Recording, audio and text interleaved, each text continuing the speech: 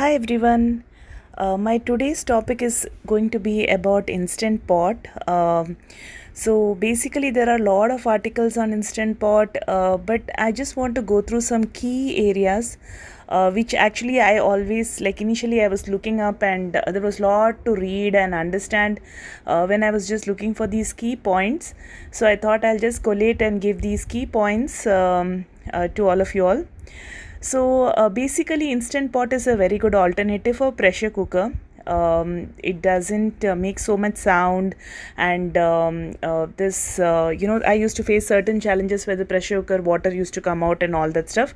So all that doesn't happen with the Instant Pot. It's really user friendly, but there is couple of things to take care of. First thing is, make sure that you close the Instant Pot properly, like you have to circle it and you're supposed to close it out. When you close it, just make sure that the venting knob, right, it is always in the sealing entry, okay, because there's two entries out there, sealing and venting. Make sure you turn the knob towards sealing in case it is not.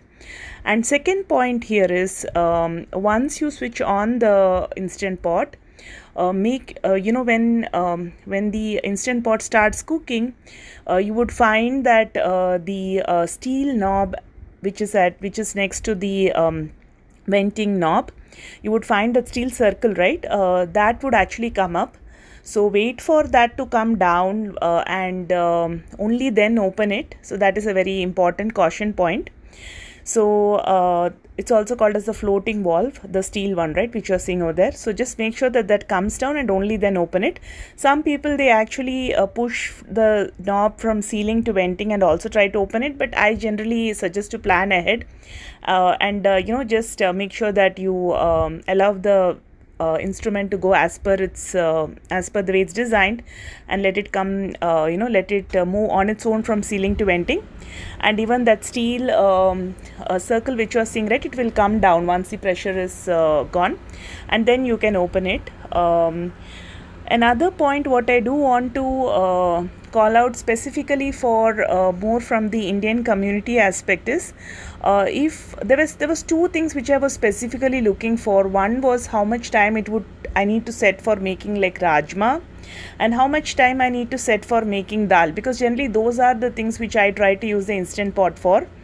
So for rajma, it is basically 30 minutes, and for any other type of dal, right, whether it is tur dal, chana dal, any of those dals, you can use it for, you can set it for 12 minutes.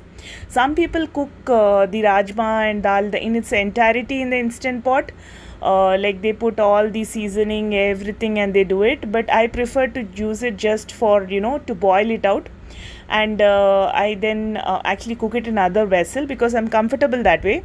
But if you are comfortable to do in that, then definitely you can do it, but the timings would slightly vary, but I'm specifically talking on the use case which I have been using on a day-to-day basis.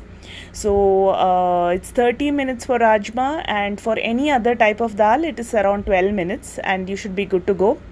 So I hope you're having a wonderful time for this day, and that's all what I wanted to talk of as of today. So take care. Bye.